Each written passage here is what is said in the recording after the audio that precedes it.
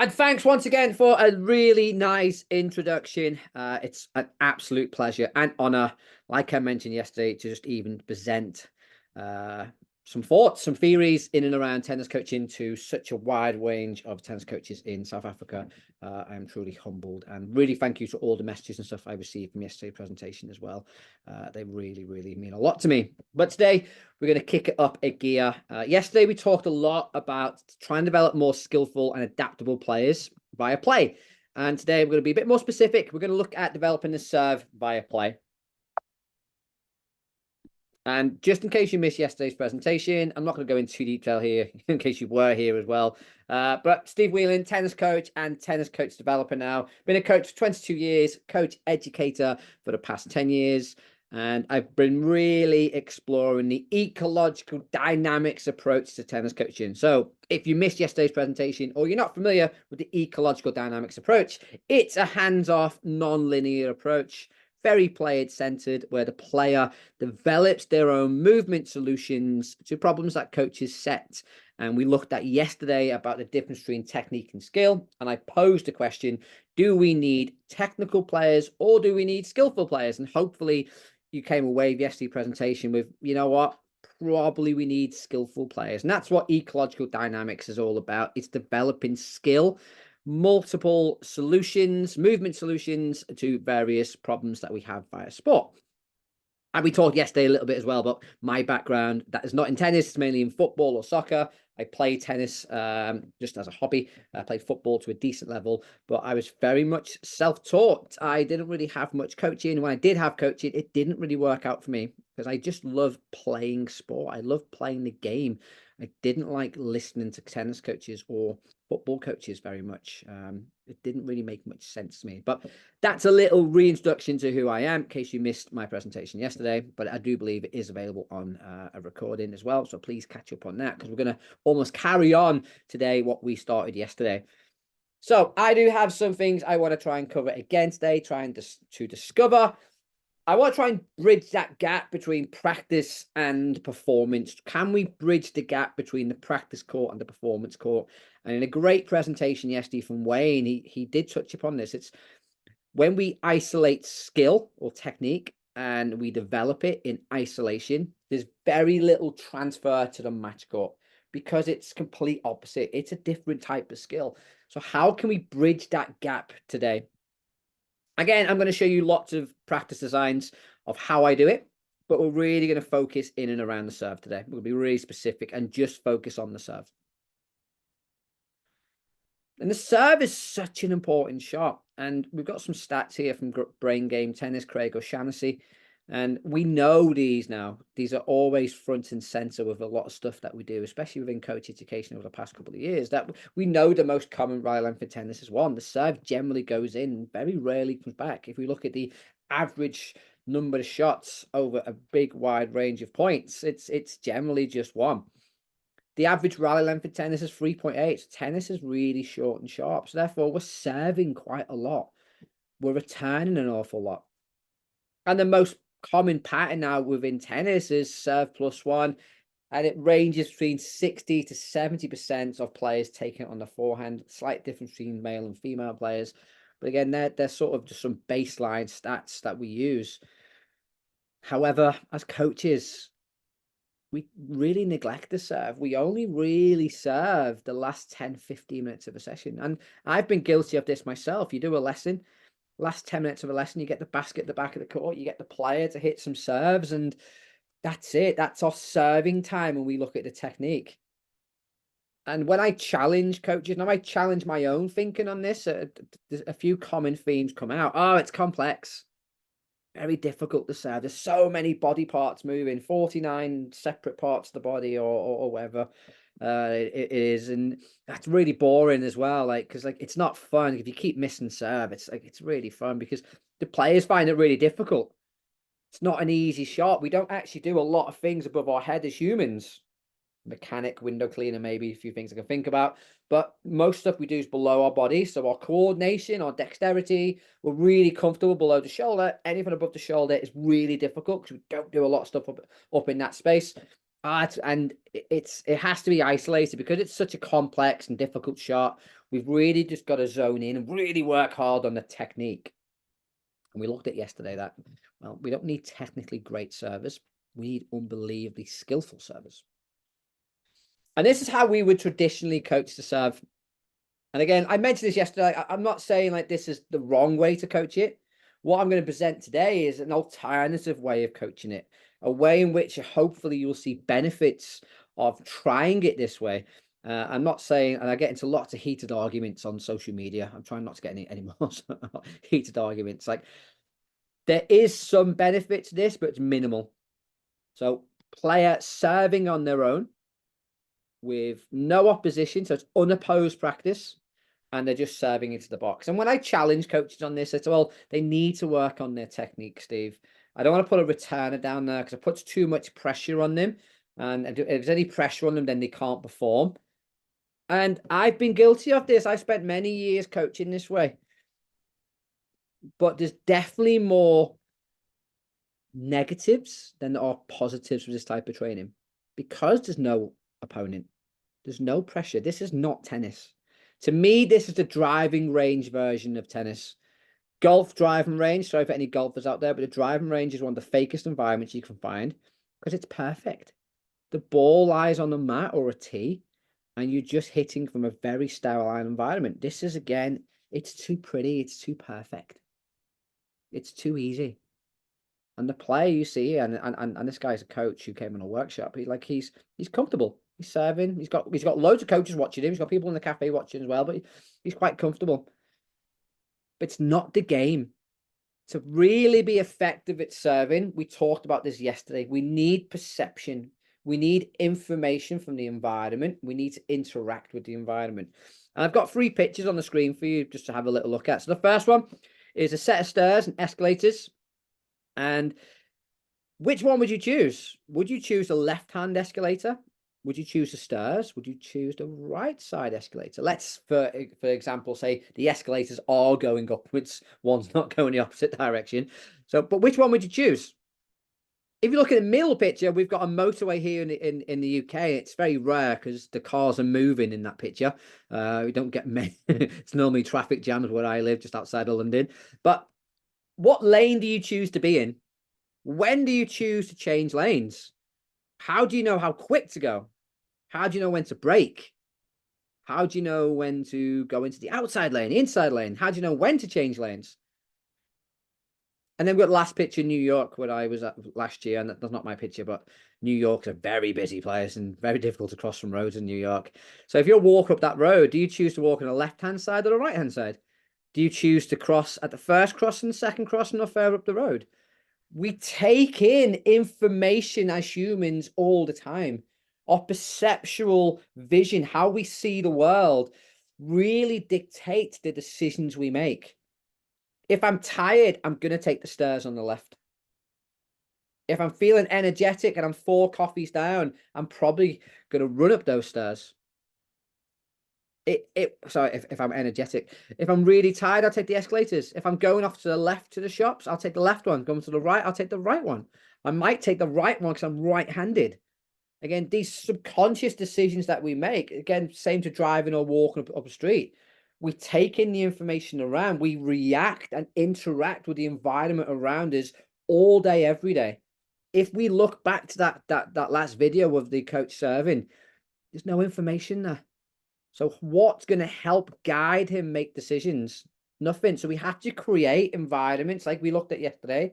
We create practices, we create environments that the player can interact with, start to make decisions, and then find a movement solution, technique, if you want to use the word technique, find a way of performing within that environment. And for me, the environment is absolutely key. What we have to understand is the environment will affect the behavior of the player. If I play tennis and no one's watching, and then all of a sudden 300 people like on this call turn up to watch, I will present, so I will play completely different. The environment will shift. If I'm 40 love up compared to 40 love down, my behavior will be different. We have to understand that what is around us, the environment, is constantly changing and evolving, and that will have an impact on player behavior. That behavior we choose, again, I can't remember whose presentation was this, great hint on this was the behavior will change based on the environment. Therefore, the behavior is linked to the performance. I think it was the second presentation yesterday about like the players will not engage if they're not alert and ready. It affects behavior, it affects performance. Environment affects the behavior. And we've got to understand this as tennis coaches. And I always say the environment in which we set up as coaches, it's like a ballet environment. We teach these very explicit, perfect sequence moves. That's my best ballet impression. And then you go into a tennis match and it's a one-on-one battle. It's a boxing fight. It's a mixed martial arts fight, if anything, because your opponent has multiple ways they can hurt you, but you've also got multiple ways in which you can hurt them. So we've got to try and get the environment more realistic. We've got to stop teaching ballet and start teaching the skills these players need to be competitive and compete. And how the player interacts with that environment is key. How they behave in that environment, what information they take in from that environment, how do they make the decisions, what helps them make these decisions. And these are just some, again, guidelines of what players use, and everyone will look at the world differently. And I mentioned this yesterday in the presentation, like as coaches, we will see a player perform through our lens, and our own lens is based on the angle in which we stand, our experience, our personal skill set. The player will look at it from a completely different point of view. They'll see it completely different. We don't see the game the same two ways. So we have to understand it's not about how we see the world, how we see the tennis environment. It's how the player interacts with that environment. How does the player see the environment? And once we have empathy and we can see it from the player's point of view, we're going to become more effective coaches. So things they can take in: opponent, position, history. So I say history there, like you may play someone and you know they're really aggressive off the forehand return. Previous points in the match, I'm really struggling with my backhand return. You keep serving out wide to my backhand and I'm not very effective. You're taking that information in. You may also take in my body language. If I'm really hyped up, I'm really looking like I'm a caged animal, it's probably going to have an effect on you serve. If I stand there really timid and quite shy and I'm trying to hide my backhand with my court position, it's going to affect how you serve. We take in all this information, even if we are not consciously taking it in. The score, like again, we serve a lot without the score. I will serve differently if I'm 40 love up compared to love 40 down. But how often as coaches, again, I'm guilty here. How often do we just practice serving, but there's no score? Then all of a sudden you add the score elements in and the effect, the behavior of the player changes. The conditions. I was playing the other week, sun was out, and I know it's rare for England to the sun be out, but then all of a sudden the dark clouds come over, a little bit of rain, it affects how I behave. I start to make more excuses. I'm slipping, I don't want to fall over. So the effect of the environment changing had a negative effect on my behavior because I was losing. I start to make more excuses. I try to find I try to find reasons why I start to miss. But also my self-awareness, like if I'm tired, my confidence is high, if I'm stressed and anxious, it's gonna have an effect. These are all information I've got to be tuned into the environment. I have to be aware of what's around me and how that's going to affect my behavior. So what we look at next is, okay, lots of now practical examples of how we can make our practices more real. And like yesterday, I will send a link out to this presentation with all the videos embedded, so you can watch the videos back at your own time.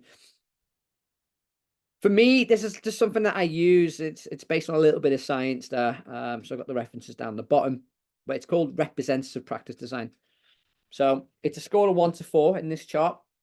And if we look at a closed, isolated drill, so that player before that we just looked at, they were serving on their own, no opponent, no score, classic way of coaching the serve.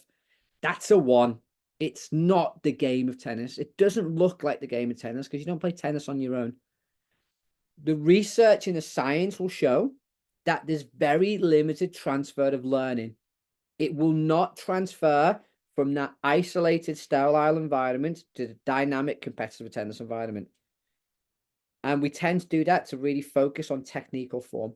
I'm not saying don't do it, because you may get a player who's really struggling with confidence, and you may isolate it completely there to build up a little bit of confidence. And that's fine. But we have to understand as coaches that the longer the player stays in that low representative mode, the less skill will transfer. And then we have the fully representative out of 4. It's almost identical to real life performance. There's a high level of learning and complexity to it. And it's quite challenging. But that also can have a negative effect, because if we make things too open and they're playing tennis and they haven't quite learned the skill yet, that will also have the same effect. They almost get lost. I always say it's like the buffet. You go to all you can eat buffet. If there's too much choice, you don't quite know what to pick, and you put things together that don't really go well together. So our job as coaches is to move players up and down this scale. That's the art of coaching, differentiation, stages of learning, whatever way you want to phrase it. But the job here is to move the players around the scale. But I want to try and get more towards the actual game of tennis than stuff that just won't transfer and is not the game. I don't really want to be at a 1 for very long. We looked at this yesterday. So what are my golden rules for play? So again, in all these practice designs, there has to be players, decisions for players to make. There has to be a high level of variability. Got to be competitive. There's got to be problems to solve. That's my role within all this. My role is the quiz master. I set the problems. It's not, in my opinion, it's not my job to give solutions. My job is to guide the player to making better decisions, finding more better solutions. But my job is to create chaos. My job is to make things difficult at times. And again, the art of coaching is finding the right level of strain that you want to put the players under. The player's job in all this is relatively simple. Find a way. Can you find the solution to the problem that I'm going to present to you? And these, again, just some of my ideas. The coaching on the right there, if you look at the picture, he's not actually that tall. I think he's jumped, but what a great picture. Sorry, I'm confused. It's distracted, sorry. So first drill, relatively simple. All I've done is put a returner down there. But by putting a returner down there, I'm giving the player, the server here in the red, more information to use. They're going to be taken in consideration where the serve is placed. That's going to have an impact of where the serve's going to go, how they're going to hit it, where they're going to hit it, sorry, again, what type of spin, what type of pace. They'll like the returner down the far end's gone pretty central, so not leaving any gaps, but you may see a returner go out to the side a little bit more. They may go out towards the tee a little bit more as well. So there's lots of information being taken in here as well. But once the server hits the serve, they'll start to get information, because if the returner starts creaming the returns, all right, I've got to do something a little bit different here. I can't just roll the serve in. Before, when the server was on their own, if they're just tapping the serve in, we've got no feedback. We've got no information. And I see it all the time. I'll roll the serve in and the coach will go, yeah, good, good. Well, we don't know it's good because the returner might cream it. And again, if we're playing against an opponent and that opponent is adaptable, 1 minute what is an effective serve, 3 or 4 service games later on might be ineffective because the opponent has changed. So we need to give that information. If I'm doing a private lesson, I am never down this end of the server. I'm down the far end, because I want the server to get a proper look of what a serve looks like. A serve includes a returner. But also, as the returner, I get an understanding of how effective that serve is. So I really, really do believe, and I did start a social media war almost the other week about, like, you shouldn't do unopposed serving practice, and people get really angry with it. Yeah, well, everyone does it. Yeah, I know everyone does it. Doesn't mean it's right. And I'm not saying, like, if you don't have anyone to practice with, I'm not saying that it's pointless, but the transfer is limited. If that's the only thing you can do that day, then fine, hit some serves into an empty box. You can play around with it if you want by making scores up and stuff as well, but you can't play about returner. You really, really can't, because again, that returner is going to change. Therefore, you're going to have to change as well. So the first one, just add a returner, make it look and feel a bit more like tennis. The second one here, okay, we're going to start getting a bit more specific now about developing different types of movement, different types of skill, or you can call it technique. A common thing that I find a lot with players, especially juniors, is they decelerate the racket because they're scared of missing. They don't want to miss. Double faults seem like this big embarrassing thing. Oh, double faults. It seems like a big embarrassing thing. So juniors especially, but adults, slow the racket down. So what I've done in this clip here, again, you can't hear the audio. That's not the best clip, not the best practice to see on video, because you can't really see the effect on the other side. But the server can serve up to the baseline. So they can serve between the net and the baseline. They've got the whole half court. They can't go tram lines, but they've got the whole half court to go into. So what I'm trying to do here is get the player to speed the racket up, because now you have the opportunity, the affordance, the opportunity to really serve quite deep and jam the returner up. The only way you're going to do that is by increasing the racket head speed, by hitting through the ball, by getting the ball tossed out in front of you. If you throw the ball behind you, which this coach did at the very start, and they were almost doing like a top spin, slice, hybrid. But no, hang on, you've got an opportunity here to be really aggressive. And you're probably seen a few goes here with the coach. What he starts to do, he starts to hesitate, and that's fine, because what he's doing is he's trying to self-organize. He's trying to work out, okay, well, how can I hit this deep? How can I hit it really, really quick and really, really effective? And you can see here, he takes a couple of throws, and I'm not saying nothing at the side there. I'm just letting him go, because he's now trying to solve the problem. He's trying to find the movement solution. And it's really interesting when you do this exercise, because what you'll find is most of the players, they won't serve between the service line and the baseline. They'll serve the ball in, and it'll be quite close to the service line, because they'll generate lots of racket head speed and spin. The ball will naturally get pulled down into the box anyway. But all I'm doing there, Jedi mind trick, talked about Jedis yesterday, is I'm taking away the constraint in the service box. All right, you got the full half court, use it. And now the player's got an opportunity to actually let that racket go and not slow it down. On to the next one.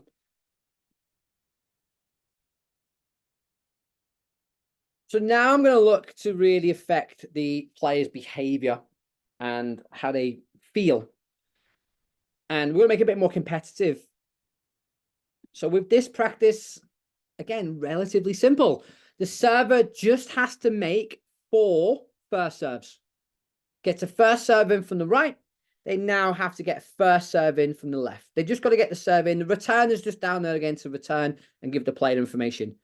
So the player's got 2 in a row here. They need 4 in a row. 4 in a row to win a set. This is his third one. Just got to get it in the service box as well, I like to point out for this one. This is the 4th one. Get this in, win the game. All he's got to do is get it in. Has to be a first serve, though. Can't just tap it in. Yes, he missed.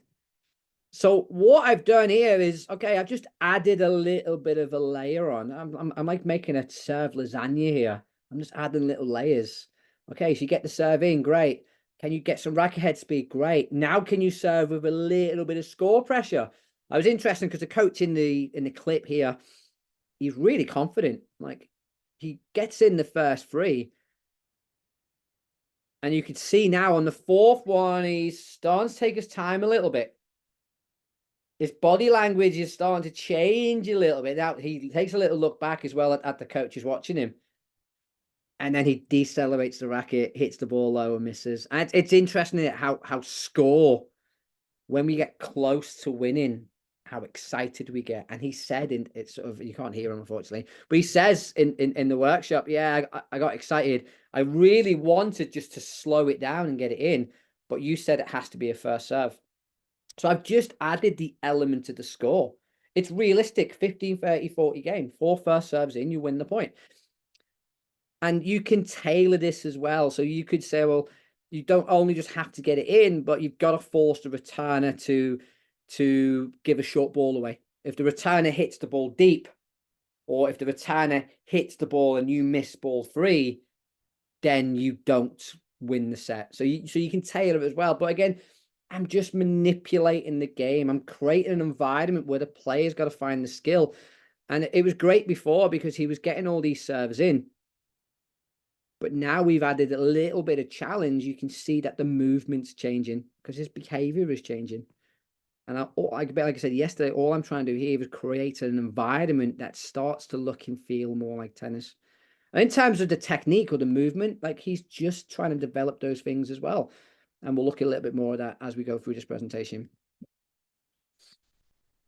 So now I'm going to change the task as well. So because again, once you put a player in this situation, what will tend to happen is they'll start to get better at it. They'll start to improve and sort of improve the task, improve the game. So what I've done now is, okay, the return is going to start in a crazy position. So I don't know if you've seen it there, but I'll definitely sort of pause it in a minute. The returner now starts outside the half court, and then they play the point out. So if you watch here, if I pause it on the next one, in your own time, fellas, come on.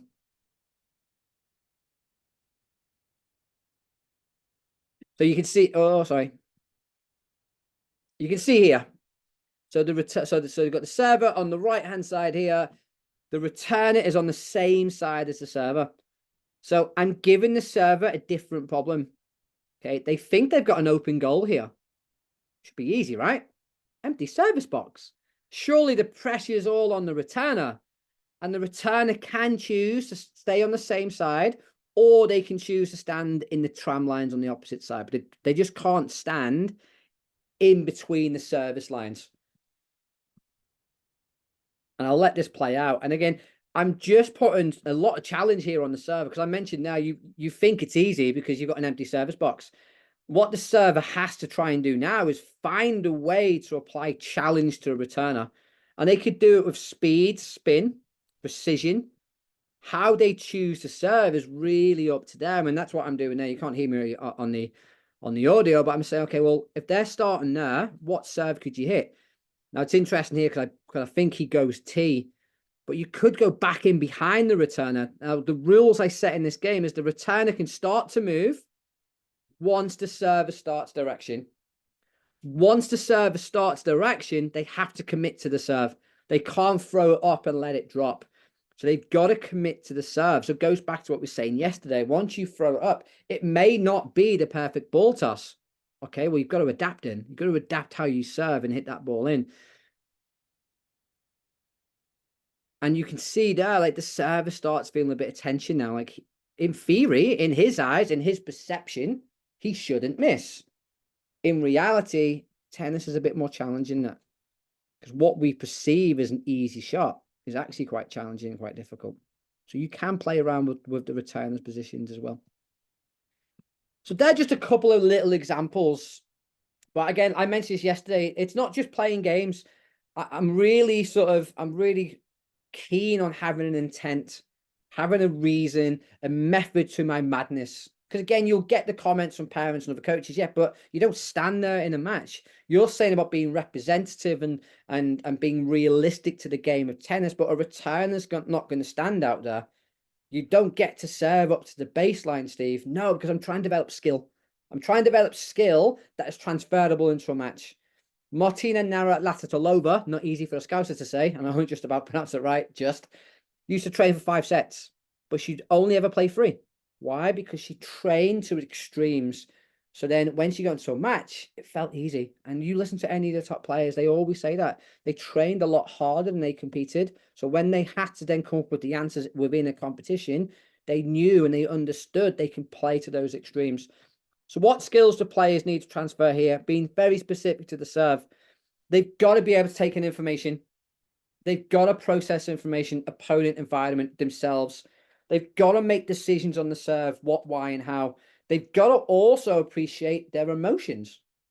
If I'm really tight and I'm really nervous, I've probably got to address that before I start thinking about any technical movements. Because I'm not going to be able to move as smooth or as fluid if I'm anxious and my muscles are tight. And the player, that's why we get 20 seconds in between. I've done entire tennis lessons of what you should do between points.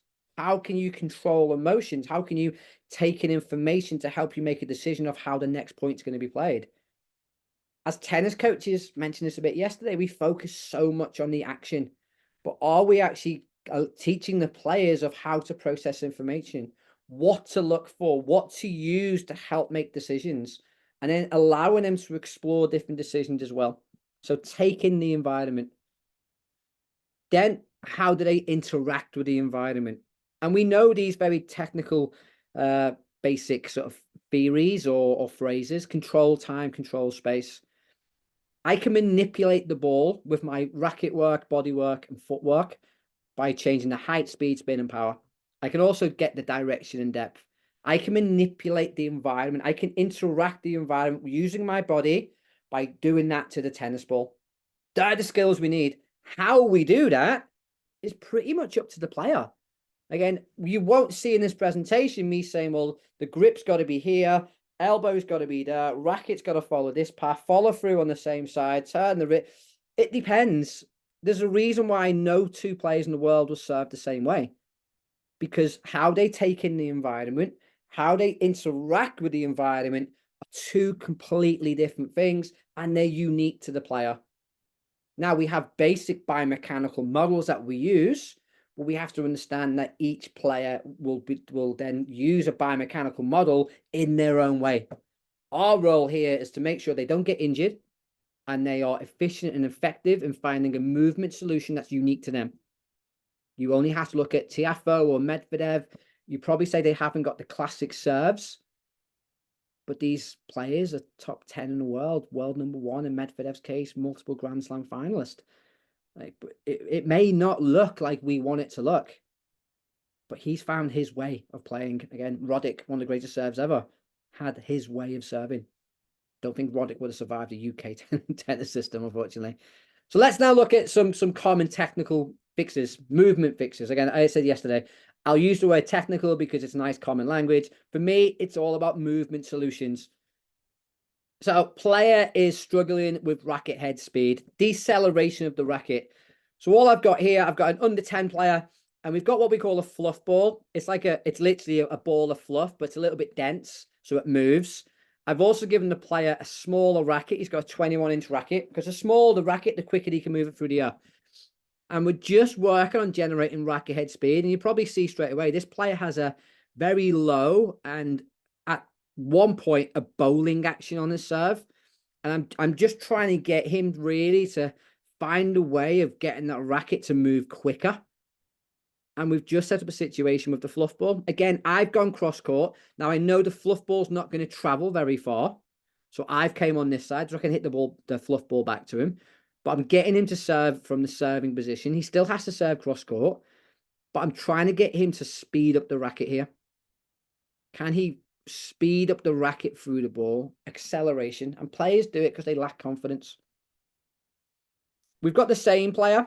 And with this player in particular, I mentioned before, I inherited him from a previous coach, and he had very much a bowling action. And you can probably see here within a few clips, it's very straight arm, not a traditional throwing action from the pre-throw position. And a big theory in mine is his footwork. And you may see it in some of the other clips later on, but he moves a lot of his feet. His left foot moves, his right foot moves. So what I've done here is I've put a wobble board. So a board that we've blown up. It moves when you stand on it. It's completely unstable because I want him to find more stability in his feet. I want him to generate force from using his racket head and not turn his shoulders and hips around and cheat. So I've created instability to try and get stability. And again, this will help with his ball toss as well, because he won't be able to shift round. And all I've given him here is the command of, well, can you serve and keep that left leg as stable as possible in an unstable or unstable position? And you can see that he started to generate some good racket head speed. But once again, I'm down the far end. I'm down the far end because I'm changing my return position. I'm also hitting returns for him so he can see some cause and effect of his serve. Most coaches will stand this side and talk to the player. but I've got a loud voice. I can communicate over the distance. I'm trying to make the environment, even though it's not a natural match play environment, one is on a wobble board, but I'm trying to make it look more realistic. I'm allowing him to take in information, my position, how I return the ball back as well. So now we've got like, and these are like a couple of maybe warm-up games that I tend to do. And this one's for spatial awareness, because we understand that, I mentioned this before, that we don't do a lot above the head. Our spatial awareness, our coordination, our dexterity above the head is limited because we don't do a lot up here as humans, mechanic maybe, but we don't hit a moving object. So that's why we find the overhead very difficult. So a little bit like yesterday, a little bit two-touch stuff going on. Players got to control the ball above head height and then play an overhead. If you want to talk about adaptable and adjustable skills, this is a real challenge for any player. And these are coaches. And you can see here, just getting the control of getting the ball up, but then the self-organization, how they get their body and footwork around the ball is really key, because they're not going to always push it up into the perfect place. And you can see that the guys on the right start having a little bit of fun with it and start sort of adjusting and adapting as well. And that's fine. Sitting down may not work too well. But what a great way to sort of get players explore that space above head height, to understand that they can actually self-organize their body underneath there as well. So a bit of two-touch tennis again, but this time with a bit of a twist where you've got to keep the ball above head height. And go back to the junior player again. So again, this player's a good player, top 10 nationally here in the UK, under 10, under 9 last year, now playing under 10. And we've got a little bit of differential learning. So on the tennis court, we've got some random tennis balls, and they are completely random. So he's hit the ball against the wall behind the camera, and the ball's rolled back out and stopped on the court. So he's not placed the balls out. He's actually set this up himself by hitting the ball from the far end. Where the balls have stopped, he's got to hit a serve from. And you can probably just see my position down the far end. We've been a bit more specific here because we want to try and develop his ability to serve towards the backhand side. So he himself has marked out a target area where he would feel comfortable trying to get the backhand into. But what he's got to do is get the backhand in, but from all these multiple positions. So a little bit like the girl yesterday with the differential learning exercise where we were rallying. But this one, it's a bit more fixed. But the player's got to find multiple serving solutions here from multiple positions. So when this player goes out and it's windy, he should be able to adapt. If the sun's in his eyes, he should be able to adapt, because he's going to try and find multiple different ways to hit it. And you can see now, as he starts getting towards the back couple of tennis balls, he's going to have to change how he hits. When he's further forward, he can strike down and really generate speed. As he's further back, because he's just 10 years old and now playing full court, he can't quite strike down as much. As you can see there, he's got to push up a little bit more. So I'm probably, or he's learning here about 8, 9 different ways to serve. And it is a little bit isolated because it is just a serve and return. We're not playing the point out just yet. But I'm allowing, there's a ball off, oh, he's missed it. But I'm allowing the player just to explore serving from different positions. There's nothing in the coaching textbook to say we have to get them to serve from the baseline. This is training. We are allowed to be crazy and create as much fun and chaos as possible. And we're getting towards the end of the presentation now, but the last one here is what I call challenge the performer. And to be fair, most tennis coaches do this because we tend to do the serve last 10 minutes of the session. But I want the player to, okay, well, can you serve when you're tired?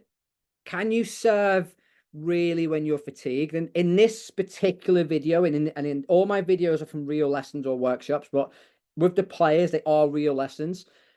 The player has just done a squad, and he's now just done a private lesson. So he's really fatigued and tired here. He's played a lot of tennis up to this point. But I want to see, okay, well, can you really serve when you're really tired? Can you serve in the 5th set or 3rd set? Can you serve in the 3rd match of a tournament as well as you did in the 1st? Because when we're tired, our behavior changes, our body changes. So now I'm seeing, okay, well, can you do it on the challenge? And all he's got to do, he's got to hit 4 serves into the backhand corner again. But in between each one, he's got to sprint there and back. Then he's got to get a ball, serve again. Doesn't have to serve straight away, because I want him to get used to recovering, deciding what he's going to do next, taking information. And it's interesting with this player because he's very keen to play, so he doesn't really stop in between points. So I encourage a lot of this to tire him out, but also to get him to stop and take in information, because now he's going to have to be really aware of his own capacity here. And you could do it where you feed him a couple of tennis balls, or you play a point out as well. But I quite like doing this one as well, because I'm really trying to get him to sprint really hard. I'm trying to tire him out. Okay, and the challenge here for this young player is, okay, well, can you serve effectively and efficiently when you're tired? How big's your heart? And you can do 3 or 4 goes depending on the player. And last but not least, let's finish off with a bit of a competition, because again, people say to me, oh, serving's boring. Like, everything you've showed us is great. It's not as fun as what you did yesterday.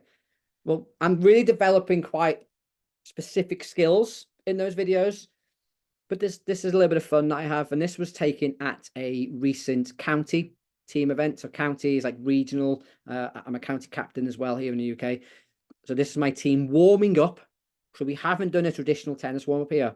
We're playing points. And what we've got on this side, we've got 2 servers. Far side will have 2 returners. The 2 servers have to decide who is going to be the server. And then what they're going to do is, one of them is going to do a fake serve. One of them is going to do a real serve.